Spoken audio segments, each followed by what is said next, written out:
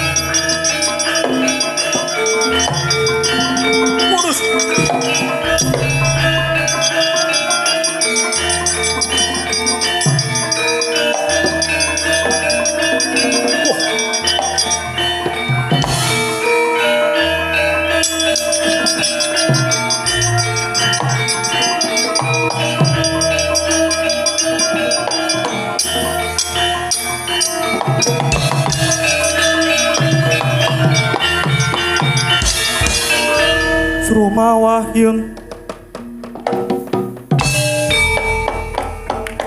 Sang Yaksendra Gora rupa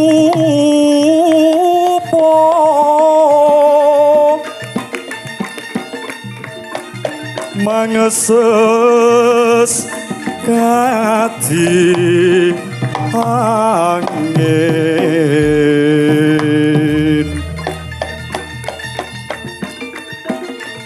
pangsempal kaprapal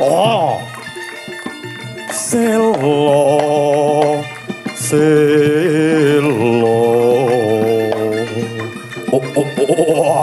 tal kaplesat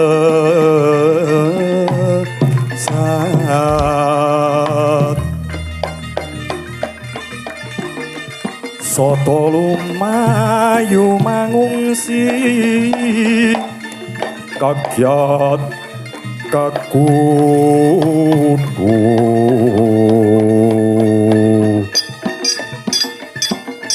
kang Joko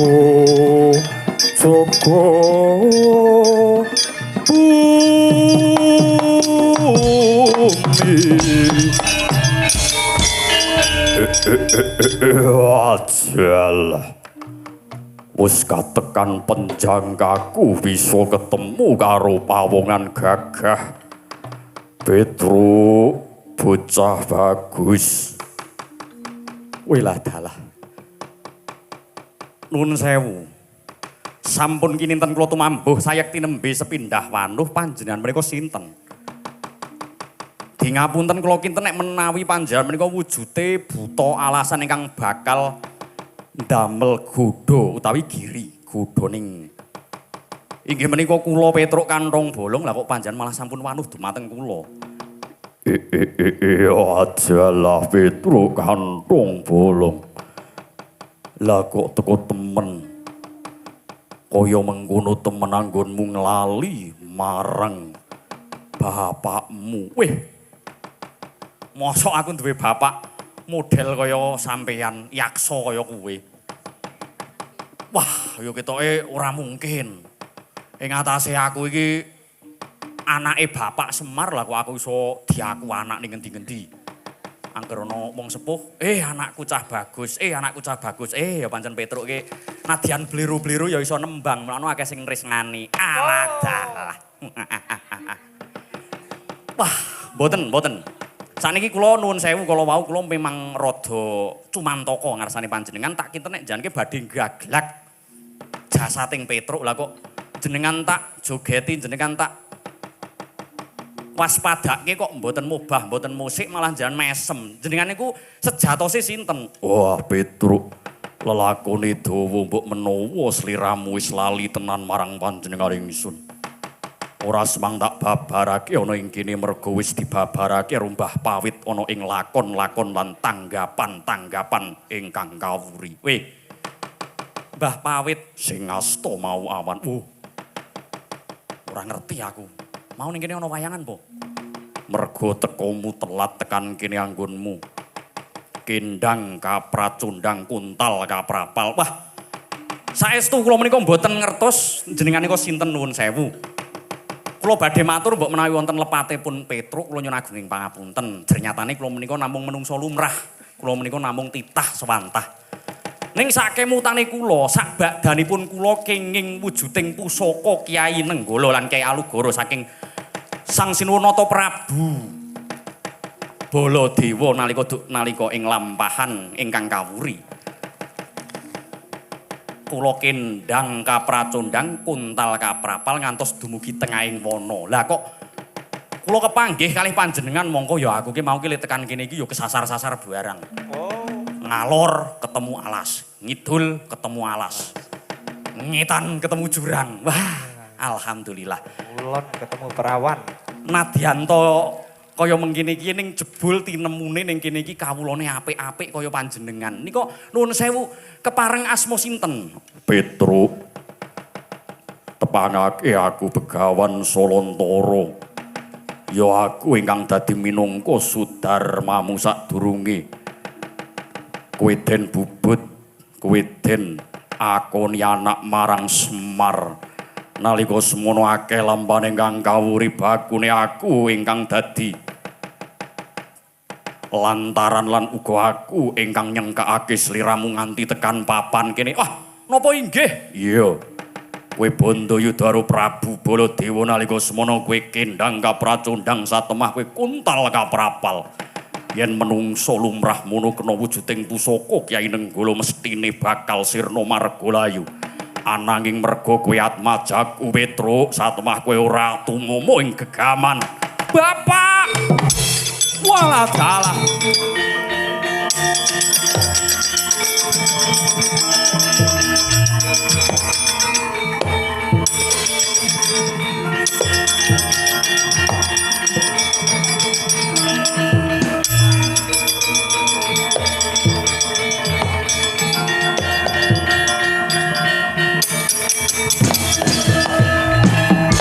Redu mawur mangawur-wurahan tengarane ngajurit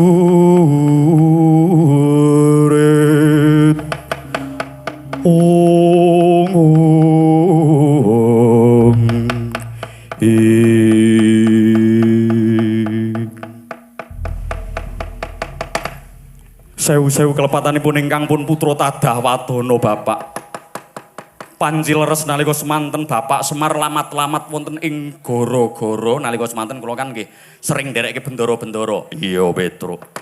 Ana ing madyaning gara-gara paring dawuh bilih kula menika sejatose mboten anake Bapak Semar. Lah kok kula sampun deduga waget pinanggih kalian Sudarma kula Bapak.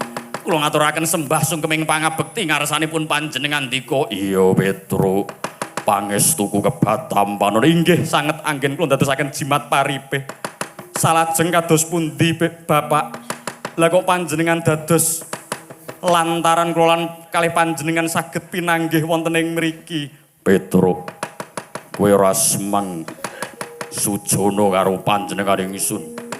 Dina iki sliramu bakal tak aturi wujuding pusaka Jamus Kalimasada ingkang nalika semana dicidra marang salah sawijining manudya saka gedhong pusaka negara Ngamarata. Ing wekasan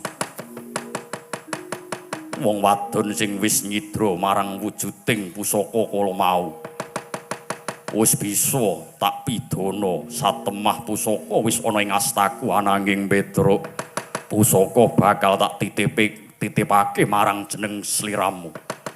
Ananging sadurunge sliramu mbalekke wujuding pusaka elekna kabeh para nalindra kabeh para nayaka ingkang minger saka angger-anggering kautaman.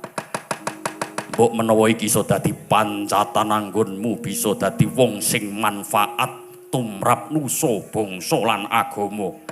Lah napa teng gara-gara niku pun mbok nganu tasih kurang. Kula niku manfaat lho. Kula niku nembang slendro ya apik. Nembang pelok ya apik. Kula iki pokoke angger wis buka celuk pelok niku jabuke kae.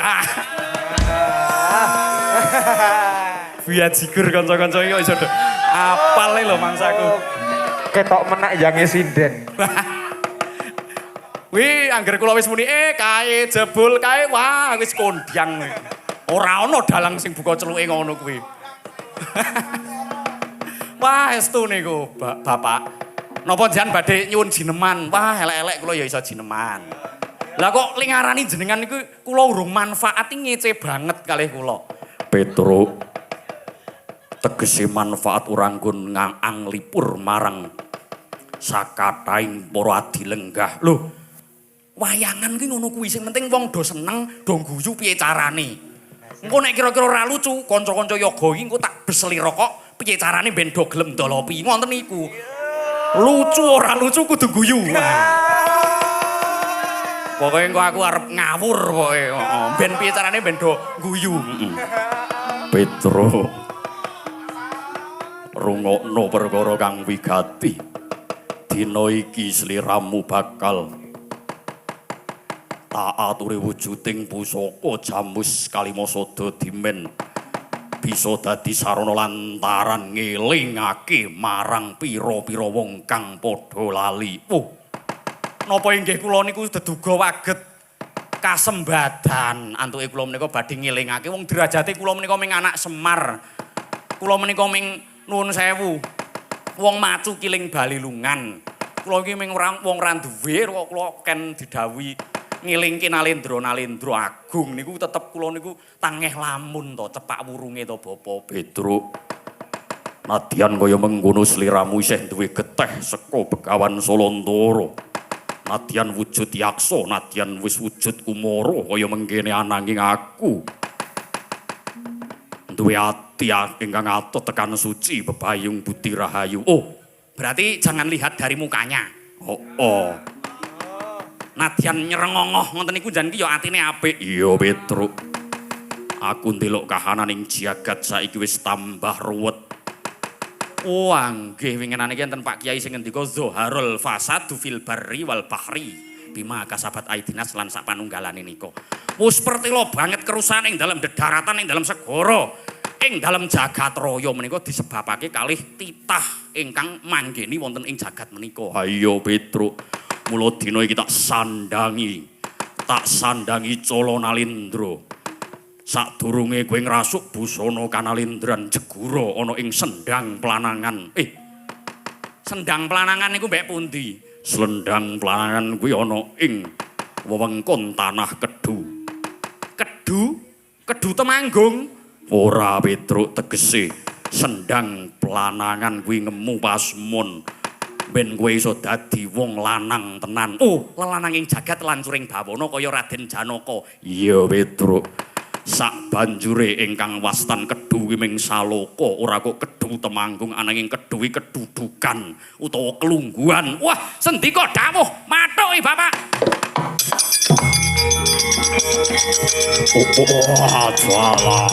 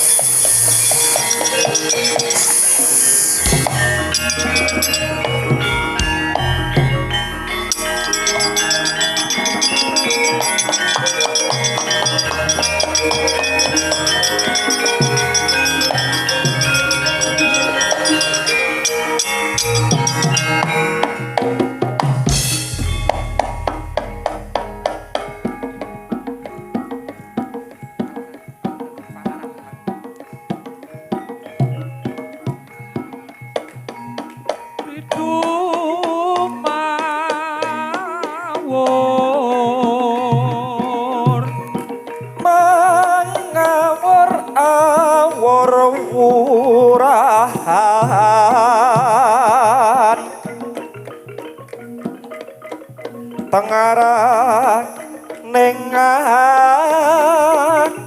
curit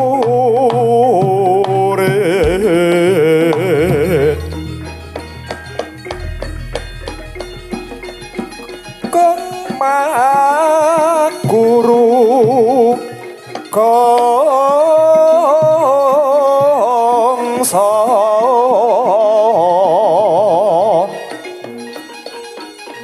tetekadya butula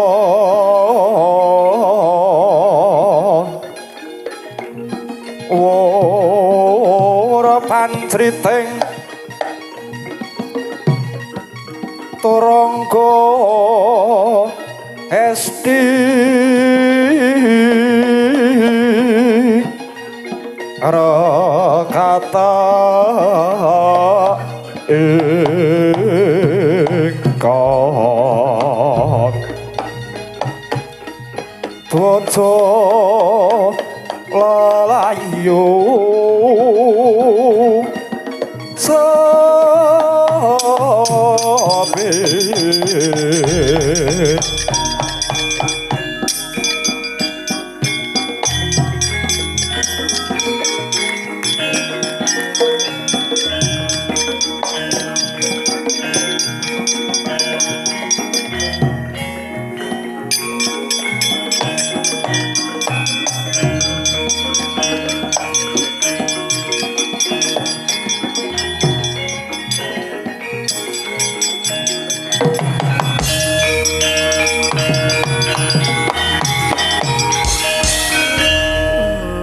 Jagat Sira Bathara. Lah kok beras ning pawon iki wis entek, Nduk wong ayu. Iya bapakane. Sing sabar wae bapakane, mbok menawa engko PKH bakal medun. Mbok menawa engko bansos bakal medun bapakane. Menawa ana bantuan saka pemerintah negara Ngastina. Nduk, wong ayu kok kowe tambah kuru. Iya, Emak. Waduh. Iki mau aku dantemi karo tanggaku. Lah kok bisa dantemi karo tanggamu? Lah wong aku wis unjul saka 3 sasi. Ora nyarutang mendre lan uga mendre kuwi mau mlebu ana ing omahe tanggaku ing Wekasan. Ngora arek ana ing omahing tanggaku. Iki saikine kok do klepetan utang padha kaliren kaya ngene piye bapakane minangka dadi makuthaning keluarga kowe iki kosek, Nduk. Lah piye meneh Saiki golek gawean ya angel. Macul ya kadang ora deduga ora pas. Mongko kadang arep tani kuwi lho nduk nek saiki kuwi mangsa kok ngene iki. Tuku bibit larang adol murah ki njur kon bathine saka ngendi to nduk wong ayu. Kowe tambah kuru ya nduk. Iya bapakane.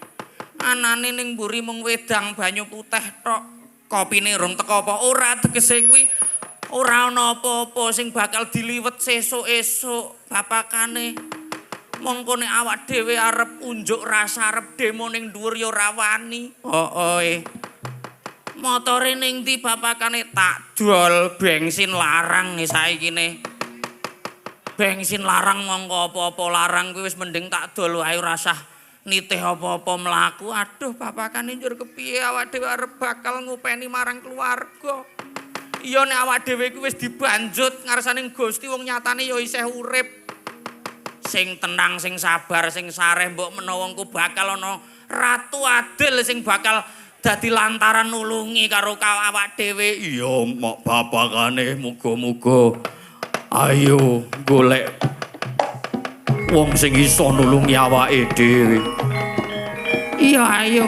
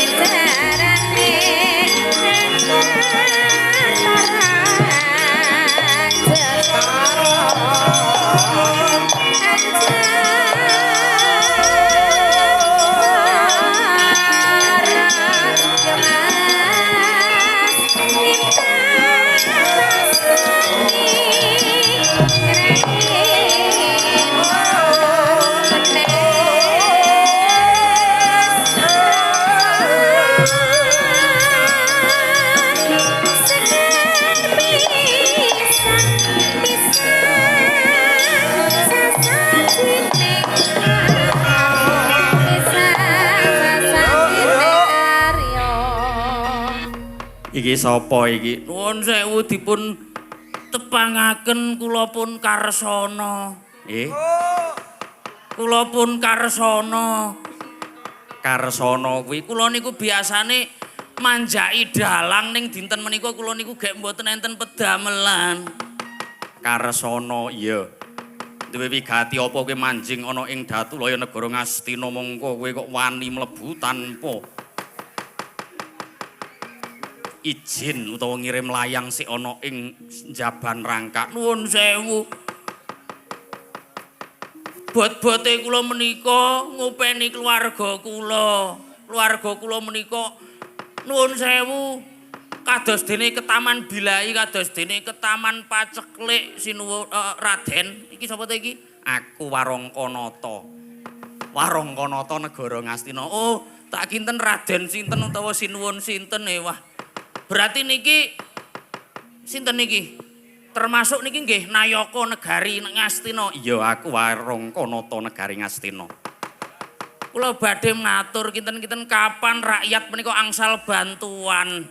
Ndara Patih sampun dangu kula menika ngantu-antu wujuding kanugrahan ingkang lumantar astanipun para bendara-bendara kula. Lah kok dumigi sakmenika negara Ngastina sing kondhang kuncara minangka dadi negara kang sugih mblegedhu nek dicandra ning janturan menika persasat pirang-pirang jam ki ming ngapik-apik pangalembana ngarsaning negara Ngastina ning ngonten niku nggih dereng tumama dumugi ngandhap tegese rakyat menika keserakat Ndara Patih. Wis to. Dina iki kowe bakal tak paringi bebungah. Tak paringi bebungah.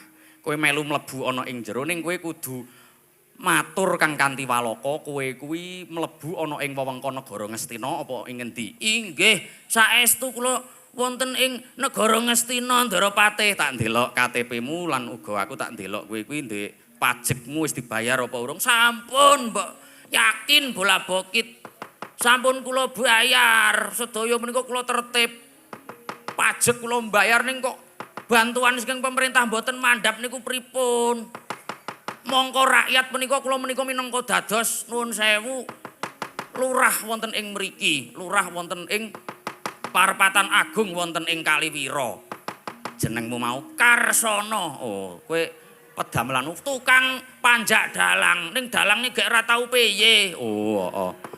Ya wis kowe melu aku mlebu. Inggih, monggo, monggo.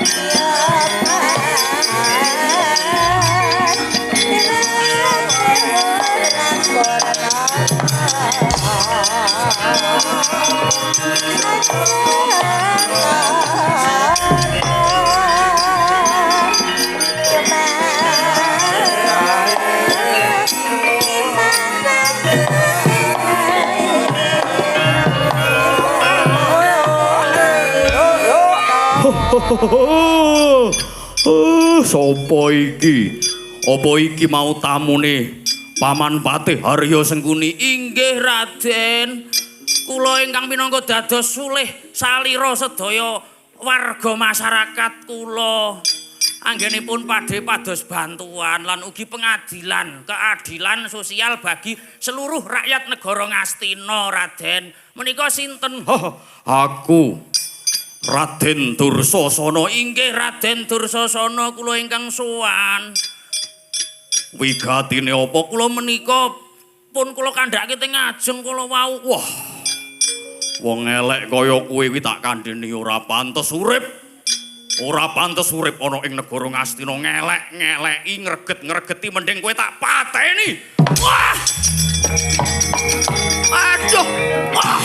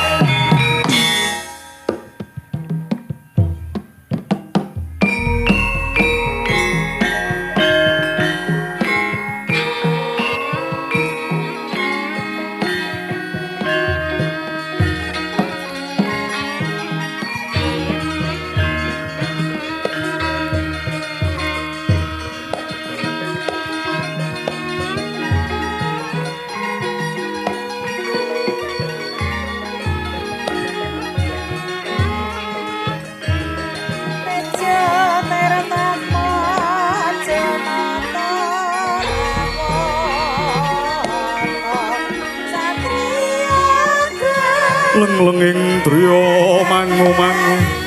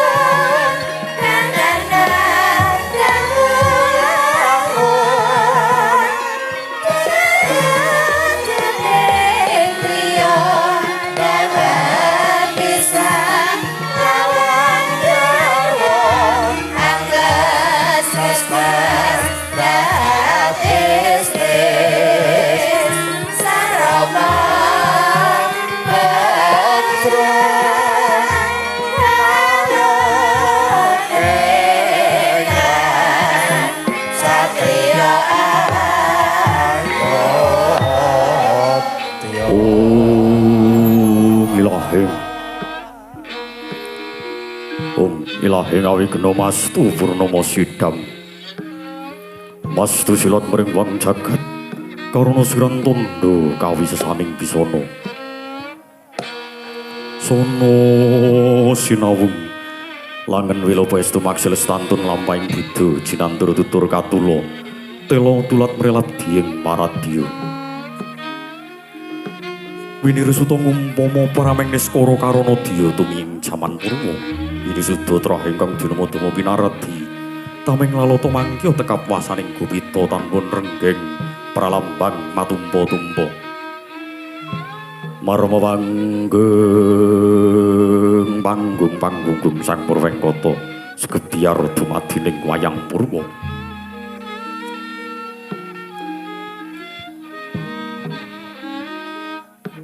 Suwurep Data Pitana miyak sepining swasana sarana ngungak luhuring budaya.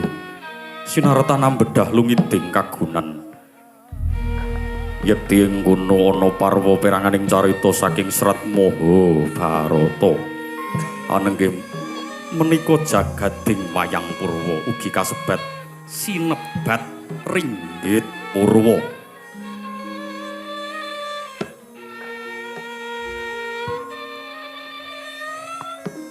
Pramila sinebat wayang mengku sasmita wajib yang sembayang. Labet jroning wayang sinung piwulang ingkang dayane maweh pepadang tumraping tiyang agesang. Ugi sinebat ringgit. Duk ing kuna kunane Sunan Giri ingkang anggit. Purwa tegese wiwitan sasmita purwaning dumadi nenggih lelakon ing Madyapada kawiwitan Nabi Adam alaihi salam kelawan ibu Hawa. Pramila wayang Purwa dadya tuladha gesanging janma ingkang sedaya kawengku purbaning Gusti Kang Maha Kuwasa.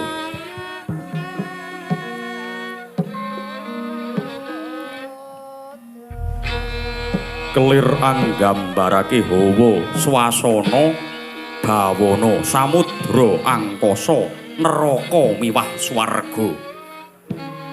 Dodok keprak pindhane keketeking jejantung. Blincong werdine pepadang mengku pasemon dene titah kang nembe dilakonake saha dijogetake kaya dene wayang. Bakal kasorot lan katon kabeh ala lan becike. Kayon werdine hayun tembung saking basa Arab ingkang maknane gesang.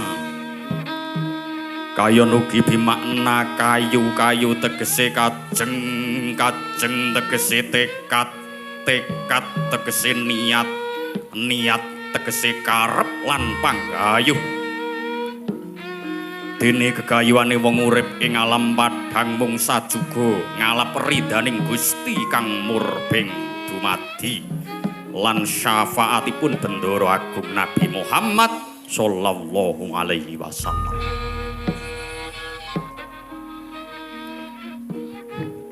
Dalang ngudal piwulang sindenan wiyaga satriya sejati. Dene sak peranganing tratakson panggung lan sak panunggalane minangka dadi panyeng kuyung agung. Inggih asmanipun Bapak Agung. Nadyan donya ketaman kahanan apa wae tetep ditembangi lan ditaboi, dilakoni kanthi ikhlas kabeh lelakone urip. Gamelan sound system tratak lan panggung streaming. Nah, streaming urung domongake. Lan sak penanggape dadi perlambang urip-urip lan nguri-uri mring adi luhunging kabudayan wonten ing Janalaka. Anenggih negari Bundita ingkang kaeka adidasa Purwa. Ika marang sawiji adilinuwih dasa 10 Purwa wiwitan. Ingkang mangka bebukaning carita lah punika negari Ngastina. Ya negara ing Gajahhoya liman benawi ing Kurujanggala. Mila winastan negara Hastina do ing nguni tilas kedatoning Sang Prabu Hastimurti. Mila winastan Gajahhoya kang yasa Prabu Gajahhoya. Yen ngupaya 100 tanantuk 20.000 tan jangkep sedoso. Ora mukal lamun mangka bebukaning carita dasar negara panjang punjung pasir wukir gemah ripah loh jinawi. Karta tata raharja. Panjang dawa pocapane punjung luhur kawibawane. Pasir samudra wukir gunung. Pranyata negara Ngastina ngungkurake pegunungan ngiringaken bengawan nengenaken pasabenan ngayunaken bandaran agung gemah kathah para nakoda kang lumaku dedagangan anglur selur tanana pedote labet datan ana sang sayaning margi. Haripah kathah para janma manca negari ingkang samya katrem bali wis mosalebeting kitha negari Hastina. Jejela bibit bebasan bencuke tepung taritis papan wiyar katingal rupak. Loh subur kang sarwa tinandur jinawi murah kang sarwa tinuku. Akarata para kawula ing padusunan nungkul. Pangulaing tetanen ingon-ingon kebo sapi pitik iwen lan sakabaing ingon-ingon tan ana cinancangan rahina aglar ing pangonan lamun bengi teka bali marang kandhangi suwang-suwang marmaning negari Ngastina jeneng anempuh bebasan gedhe obore padhang jagati dhuwur kukuse adoh kuncarane ora ngemungake kanan kiring kewala senadyan ing aparaja Mahapraja kathah ingkang samya tumungkul datan sarana inawan Bandayuda amung kayungyun poyaning kautaman bebasan ingkang celak manglung ingkang tebih mentiyung asok bulu bekti glondong pengareng-areng peni-peni raja peni guru bakal guru dadi lah sinten to ingkang jumeneng nata wonten ing negari Ngastina tanah sanes klintu namung kejawi Nalendra ingkang gagah bideksa godhek wok simbar jojo ajejuluk sang nata Prabu Duryudana ya Jaka Pitana ya Tri Pamangsah ya sang Suyudana Dastra Atmaja Gandhari Suta lan sapanunggalane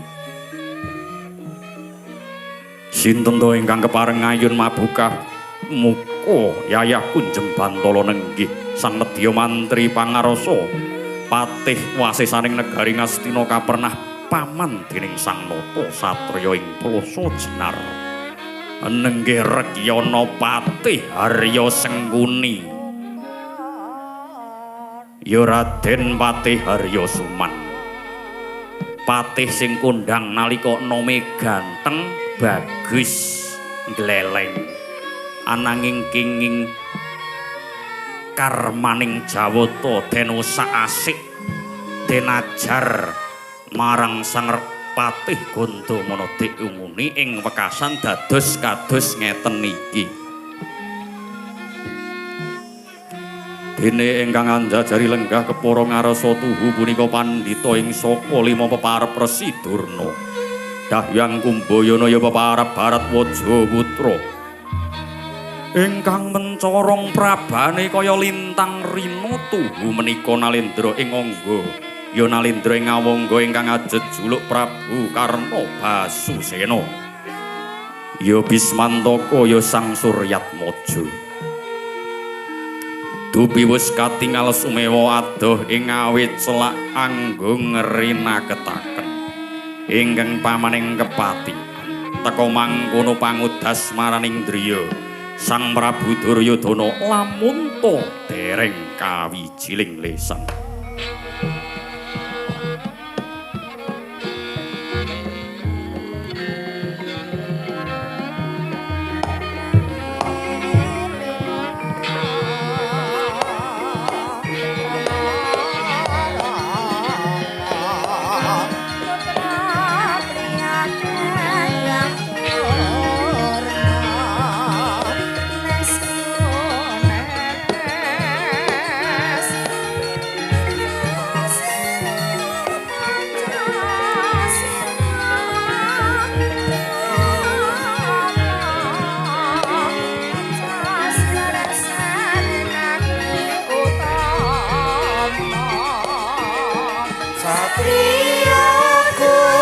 Kuan sembah niring hulun kapuraba resang murbe ngorat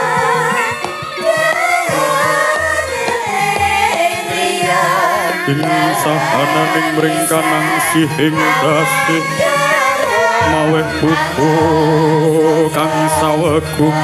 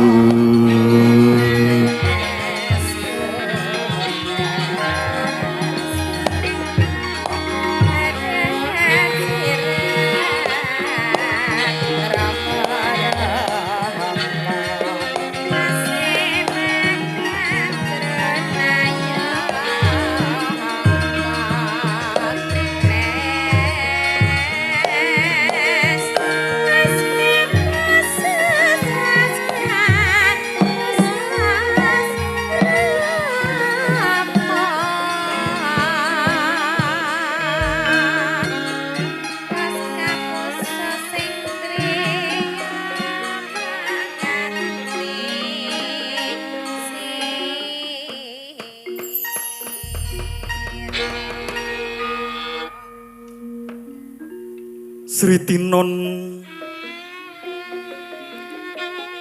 ing pasewakan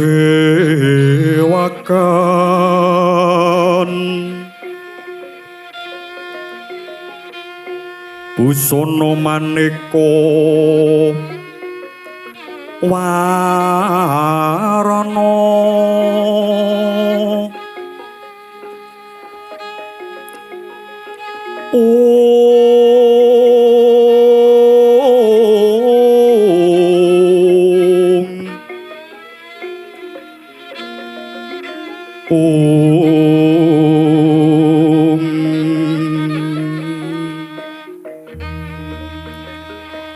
Sibak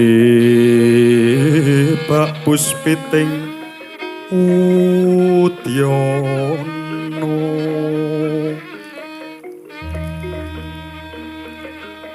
nyang panjraing Sarawa Rukma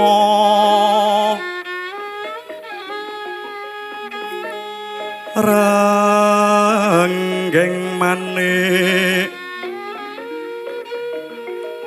Narawata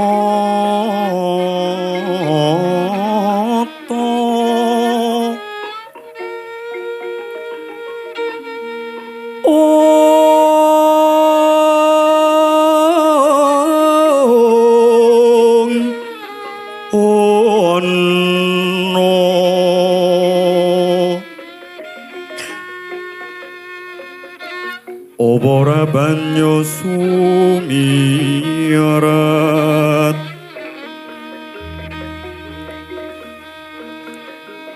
kenyaring tejo leliweran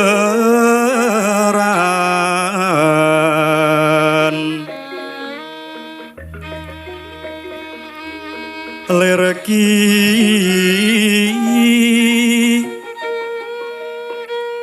let sisiring tedhit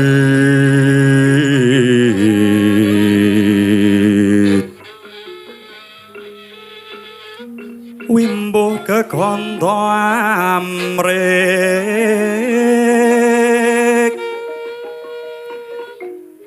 minging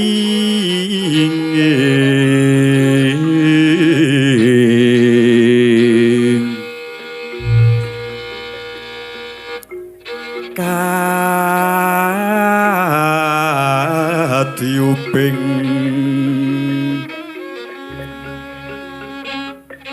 maruto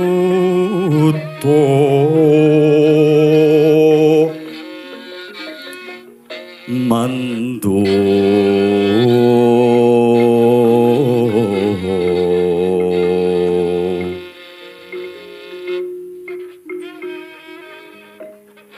sabaran mangambar kungas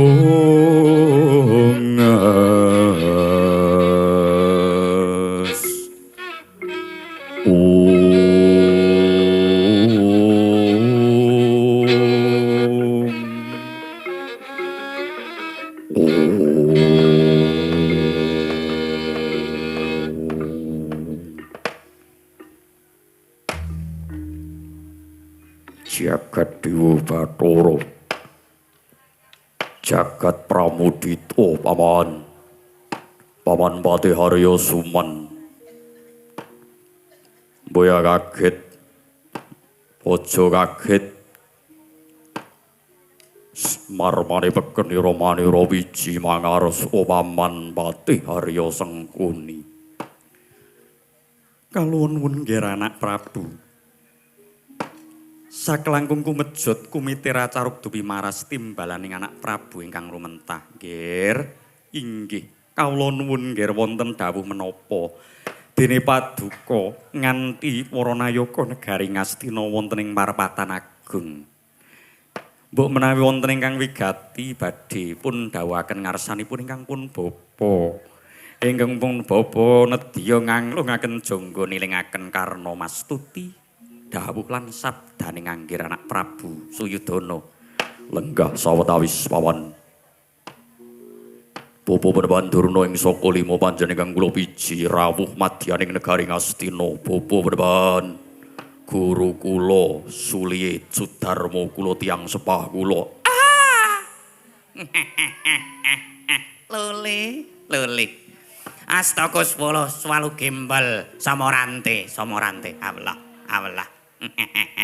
Nggih, Nger, anak Prabu ingkang dangu dumateng swanipun ingkang pun bapa saka lima. Mboten sakelangkung nadyan kula menika tinemu Werda, kula menika tinemu Sudarma, kula menika wong tuwa. Nanging mboten ngira-ngira ing tata krama kula badhe ngaturaken sembah kula kunjuk ngarsanipun Alendra negari Ngastina kawulanan. Inggih, Bapa Panembahan. Lenggah sawetawis. Kakang Adipati Basukarna. Panjenengan ingkang kula piji rawuh wonten ing madyaning Datulaya negara Ngastina. Kadang werda kula nyawa-nyawa sesembahan kula nadyan drajating Duryudana menika langkung inggil ananging paduka minangka titising Sang Hyang Bathara Surya ingkang ngayomi wonten sakupenganing jumantara negari Ngastina. Kakang Adipati Basukarna jagat Dewa Bathara kadang kula yayi inggih. Nun mangke sampun boten kirang prayogi anggen kula ngabiyantara ngarsanipun Yayi Prabu Duryudana. Boten sakelangkung kula ugi ngaturaken Assalamualaikum warahmatullahi wabarakatuh. Waalaikumsalam warahmatullahi wabarakatuh. Kadangipun Kakang Karot Umarma tak biji sliramu minangka dadi badal wakiling kabeh adi-adiku soto Kurawa. Nun inggih nunaing pasang Kalimantabi tinebihna ing iluduni dumawing tawang-tawang. Kepara kula ngaturaken sembah sungkeming pangabekti kunjuk sanda pepodo paduka Kanjeng Koko Prabu Duryudana inggih Koko Prabu Suyudana. Lan ugi kula minangka dados sulih salira sedaya para kadang soto kula ngaturaken sungkem ngarsanipun Kanjeng Koko Prabu Duryudana. Iya. Tak tampa sembahmu ora lewat pangestune wong tuwa. Ya kadang werdamu kebat tampanana di. Inggih sanget anggen kula lan sedaya kadang sata kula dados jimat paripindayan ing kasantosan. Amawahana dumateng gesangipun ingkang pun rayi sata Kurawa sedaya. Iya. Mboten badhe dangu anggenipun kula badhe nglempakaken sedaya parapatan agung. Sedaya para nayaka mantri abupati Manggalayuda. Dinten menika wonten perkawis ingkang dadosaken kumambenging manahipun ingkang pun putra Paman Harya. Inggih kawula nuwun nggih anak Prabu. Menapa wonten bab tata rakiting negari ingkang kirang ing samukawis kula nedya nderek dawuh paduka menawi sak wanci-wanci kadhawuhan ngrondani wonten sak kiwa tengening jajahan negari Ngastina nggih mboten niku. Napa wonten Sata Kurawa ingkang inggih menika protes kalian ngilmunipun ingkang pun bapa saka lima. Mbok menawi wonten ngilmu Aji Jaya Kawijayan ingkang dereng kula aturaken. Sedaya sampun kula aturaken wetah lho nggih. Mboten menika. Nuwun sewu Yayi. Mbok menawi panjenengan kirang ageng jembaraken jajahanipun negari Ngastina ingkang pun raka minangka dados Manggalayuda wonten ing negari Ngastina nedya nderek dawuh sawanci-wanci paduka angger anak Prabu. Inggih Yayi Prabu ngersakaken inggih menika ambedah negari pundi ingkang badhe panjenengan kersakaken. Mboten menika ingkang badhe kula aturaken ananging wonten bab wigati Paman Harya.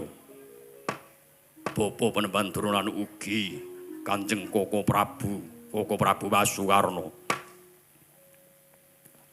Andra ingkang puspitorum kasliring samirana amrit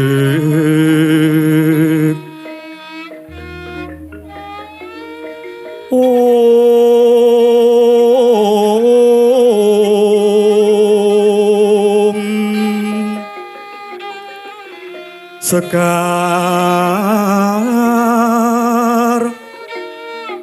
Gadung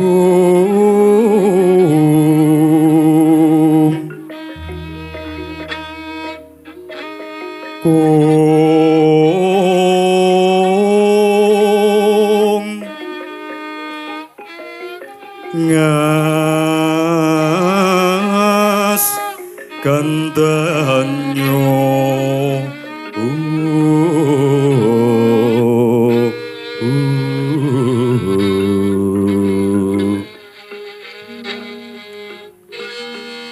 maweh raras retnaning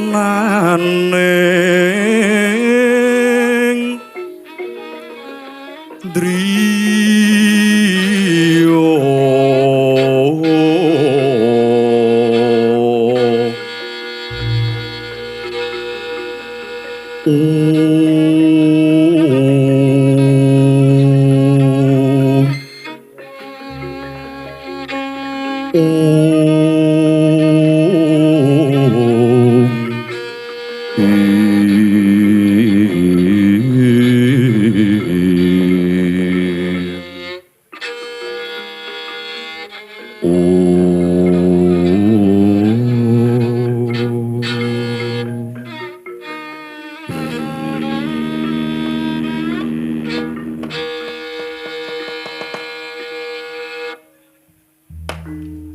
Sapurnaning Kanjeng Koko Prabu Ndwarawati madeg minangka dados duta pamungkas negari Wirata inggih Kanjeng Koko Prabu Sri Bathara Kresna bidal saking negari Wirata dados badal wakile adi-adi kula Pandhawa ndadosaken kagiatipun manah ingkang pun putra Pamanarya kados pundi menawi sak mangkih saestu badhe kagepuk perang ageng inggih perang ageng Barata Yudha Jaya Binangun napa inggih kasembadan kula lan panjenengan sami sagah ngadepi para manggala yudha para senopati para prajurit ingkang badhe dipun ketapaken dumateng adi-adi kula para Pandhawa. Nuwun sewu nggih. Menawi panjenengan dangu dumateng sedaya kawontenan ingkang sampun dumadi wonten ing saklebeting negari Ngastina ingkang kawuri. Inggih wonten lelampahan kula minangka dados sulih salira panjenengan andherekaken angger anak Prabu Baladewa Nadyanto dumugi sakmenika angger anak Prabu Baladewa dereng wangsul wonten ing negari Mandura ananging kula sampun angsal cecekelan saking nata Ndwarawati Doinguni anggenipun ingkang pun bapa kepatihan dipun aturi milih antaraning kalih setunggal badhe milih nata Ndwarawati ingkang angka kalih prajurit ingkang mayuta-yuta kula milih inggih menika prajurit ingkang mayuta-muyuta supados dados tamenge sedaya para suta Kurawa inggih para anak-anak kula ingkang minangka dados rayipun angger anak Prabu Duryudana inggih ngaturaken gunging panuwun kados pundi Bapa Pandurna lole nger nuwun sewu lho nuwun sewu mboten ateges kok kula badhe ngasuraken dumateng anak-anak kula para Pandhawa babar pisan mboten ananging dinten menika kula badhe matur kanthi walaka bilih kula menika sak traju dumateng napa ingkang dipun ngendikaaken utawi dipun aturaken dumateng adik kula Rekyanapati Harya Sengkuni inggih menika anggenipun panjenengan sampun dawuhi kula minangka dados pujanggane negara Ngastina Pandhawa menika murid kula Kurawa ugi siswa kula tartentu menawi badhe pecah perang ageng Baratayuda Jaya Binangun samangkih Pandhawa badhe gigrik manahe awit saking senopati negara Ngastina tuhu ingkang kondang kaluka lan ugi pinter wicaksana wasis inggih menika pun bapa Pandhawa nadyan Werkudara Janaka menika satriya pengpengan ananging boten badhe wantun menawi badhe ngadepi kredaning pun bapa guru inggih ngaturaken gunging panuwun Bapa Pandurna inggih ingkang pungkasan Kanjeng Koko Prabu Basukarna kados pundi Yayi jumbuh kalian lampan ingkang sampun kawuri Yayi panjenengan ampun sumelang kula menika sampun setya bekti sumpah lahir batin bilih jiwa raga kula kagem kamuktene adi-adi kula para Sata Kurawa menika minangka dados hakul adami anggenipun kula males kabecikane para Sata Kurawa anggenipun kula males kabecikaning para Sata Kurawa nalika ing nguni kula dipun wirang-wirangaken dumateng Permadi adi kula keparat. Ing wekasan panjenengan sampun kersa gandeng astanipun ingkang pun raka, panjenengan mancing manunggal. Inggih panjenengan dawuhi kula mancing manunggal wonten ing negari Ngastina, Yayi. Nadyan kula menika jejere namung dados adipati wonten ing negari Ngawangga, kula mboten badhe owel, kula mboten badhe wegah. Menawi sedaya kamukten negari utawi wonten ing Kadipaten Ngawangga menika badhe kula aturaken pisungsum awit saking wuluwetu bumi negari utawi Kadipaten Ngawangga kula aturaken minangka asok blubekti glondhong pengareng-areng sak mangkih kagem ragat biaya perang mengsah para adi-adi kula Pandhawa. Inggih. Ngaturaken gunging panuwun Kanjeng Koko Prabu Basukarno ananging dinten menika paman ingkang langkung wigati wonten ing sakilening negari Ngastina jumeneng wujuding Nalendra mongko pada wedanane dereng dipun ngakawuningani dumateng sedaya para titah wonten ing Janaloka ananging kundange pengpengan ratune ampuh nayakane ampuh nadyan negara cilik kula kuwatos menawi menika badhe mbebayani negari Ngastina paman Arya.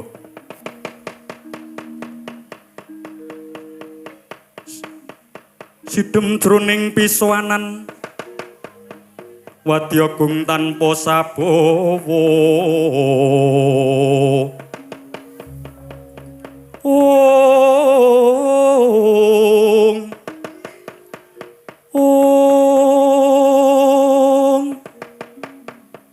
Kapraban Sang Nalendra Utama mangu-mangu kawuningan lirwu sing duka cipta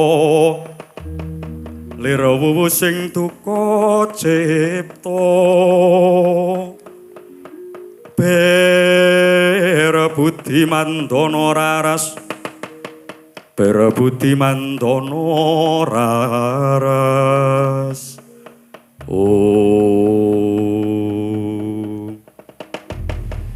Sidhem madyaning negari Ngastina nalika semanten nembe mawon dipun raosi bilih wonten negari enggal mongko tasih sayuping gumlaring payung tegese tasih alit aninging Nalendra lan uga kawulane samiya sayek saeka praya lan uga rukun mertandhakake menawi pawongan menika nadyan alit ananging kuat lahir batine dumadak wonten sawijining wanodya manjing wonten ing madyaning negari Ngastina mongko dereng dipun kawuningani sinten menika denger dadak wantun nungkak krama manjing wonten ing datule negara Ngastina.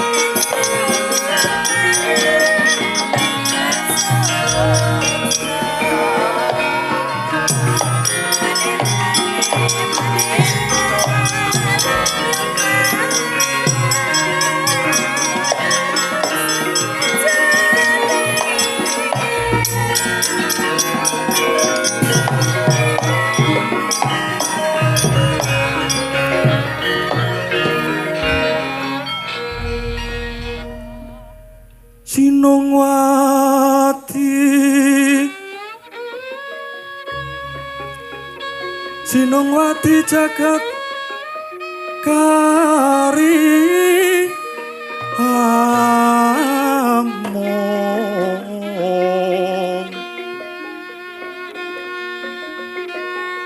Mbak Lumi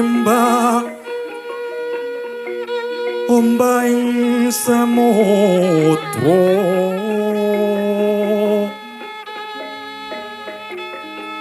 ae ono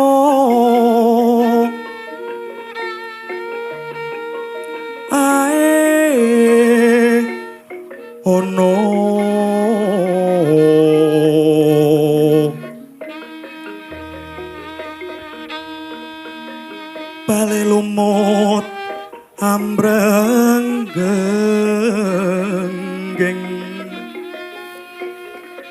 awito dedenjeng-denjengan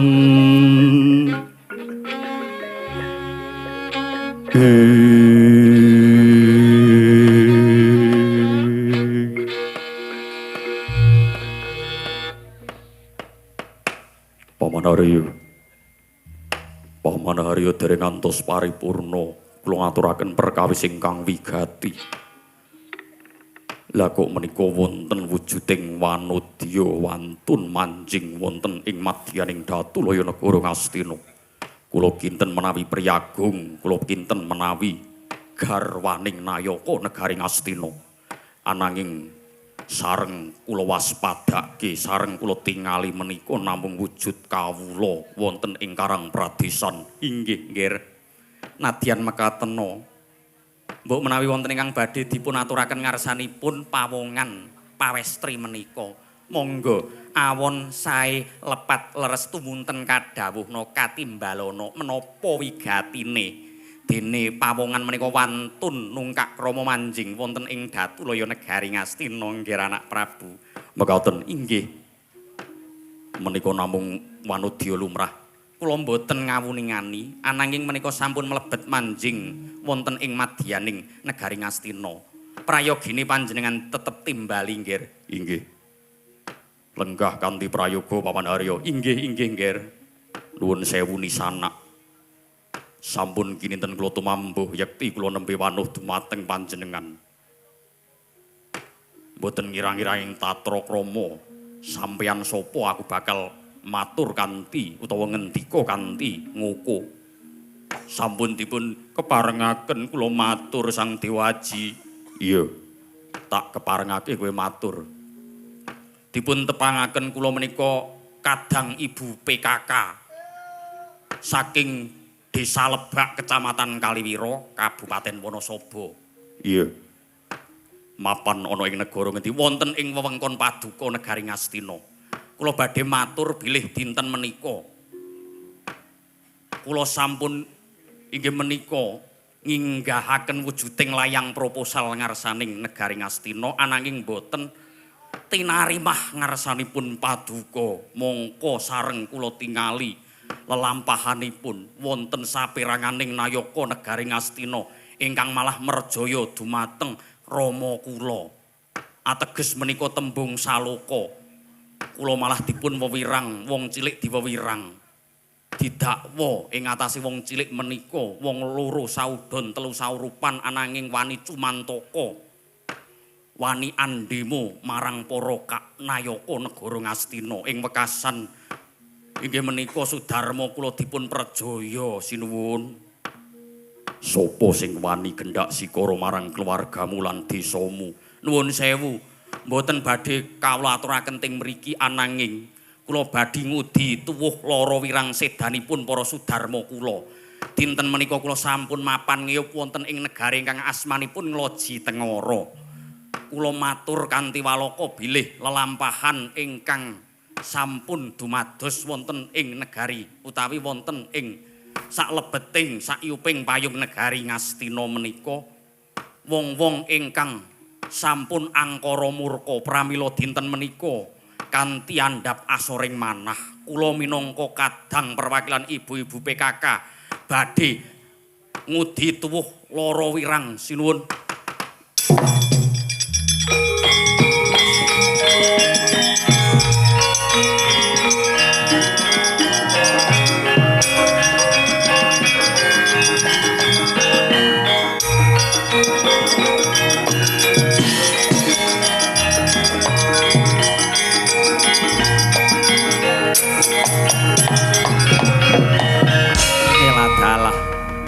Lah kok kowe bakal ngaturake perkara sing ora penting ana ing Datulaya negara Ngastina. Kowe mau matur ngarsaning bendaraku, ngarsaning Angger anak Prabu Duryudana yen ana wujuding negara cilik ingkang aranipun negari Ngloji Tengara. Badhe abelopati, badhe anyengkuyung dumateng para ibu-ibu lan sedaya para kawula alit supados ngluruk wonten negari Ngastina. Oh ya metu njaba ayo bareng-bareng. Monggo sinuwun.